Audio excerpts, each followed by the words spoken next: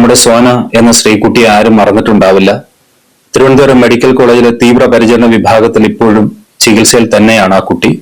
വെന്റിലേറ്ററിൽ നിന്നും മാറ്റിയെന്നും ആരോഗ്യനിലയിൽ നേരിയ പുരോഗതി ഉണ്ടെന്നുമുള്ള വിവരങ്ങളാണ് ഇന്നലെ കുടുംബത്തിൽ നിന്നും അറിയാൻ കഴിഞ്ഞത്. ശ്രീകുട്ടിയെ ഹോസ്പിറ്റലിൽ ചെന്ന് കണ്ട മന്ത്രി വി ശിവൻകുട്ടി കേന്ദ്ര റെയിൽവേ മന്ത്രിക്ക് കത്തയച്ചതായി കേരള ഓൺലൈൻ റിപ്പോർട്ട് ചെയ്യുന്നു. ഇക്കഴിഞ്ഞ നവംബർ 2-ന് കേരള എക്സ്പ്രസിൽ നിന്ന് മദ്യലഹരിയിലായിരുന്ന സുരേഷ് എന്ന പ്രതി ഐന്തി പാലത്തിന് താഴെയുള്ള ഇളപ്പിൽ എന്ന സ്ഥലത്ത് വെച്ച് പെൺകുട്ടിയെ ട്രെയിനിൽ നിന്ന് ചവിട്ടി താഴേക്ക് തള്ളിയിടുകയായിരുന്നു.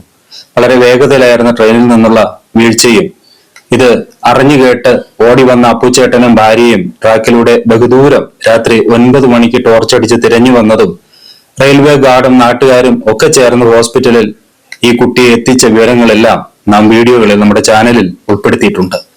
കുട്ടിയെയും കുടുംബത്തെയും സന്ദർശിച്ച മന്ത്രി വി ശിവൻകുട്ടി ശരിക്കും പറഞ്ഞാൽ അദ്ദേഹത്തിന് വിഷമം സഹിക്കാനാവാത്ത അവസ്ഥയായിരുന്നു. ആ കുടുംബം അത്രയധികം കണ്ണുനീരും ബുദ്ധിമുട്ടുകളും ഒതുക്കി മോൾ ഉണരാൻ തപസ്സിരിക്കുകയാണ്. സർക്കാർ ആ കുട്ടിക്ക് കഴിയുന്നത്ര വേണ്ടുന്ന വിദഗ്ധ ചികിത്സ ലഭ്യമാക്കി വരികയാണ്. ഇതേസമയം റെയിൽവേയും കേന്ദ്രമന്ത്രിമാരും ഈ വിവരം അറിഞ്ഞിട്ട് എന്ത് ചെയ്തു എന്ന് അദ്ദേഹം ചോദിക്കുന്നു.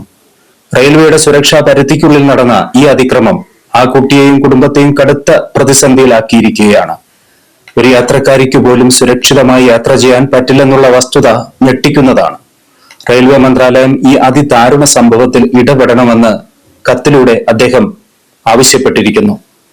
ശ്രീകുട്ടിയുടെ ദീർഘകാല പരിചരണത്തിനും പുനരധിവാസത്തിനുമായി സാമ്പത്തിക നഷ്ടപരിഹാരം ഉടനടി നടപ്പാക്കുക.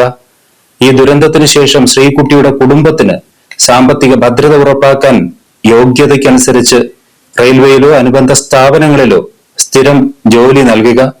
യാത്രക്കാരുടെ, പ്രത്യേകിച്ചും വനിതാ യാത്രക്കാരുടെ സുരക്ഷാ പ്രോട്ടോകോൾ ശക്തിപ്പെടുത്താനും ഇത്തരം സംഭവങ്ങൾ ആവർത്തിക്കാതിരിക്കാൻ സുരക്ഷാ പട്രോളിംഗ് നടപ്പിലാക്കാനും വേണ്ടുന്ന അടിയന്തര നടപടികൾ സ്വീകരിക്കുക എന്നിങ്ങനെയുള്ള ആവശ്യങ്ങളാണ് റെയിൽവേ മന്ത്രാലയത്തോട് മന്ത്രി ശിവൻകുട്ടി ആവശ്യപ്പെട്ടിരിക്കുന്നത്. അങ്ങയുടെ ഇത്തരം ഇടപെടലുകൾക്ക് വളരെ നന്ദി സാർ.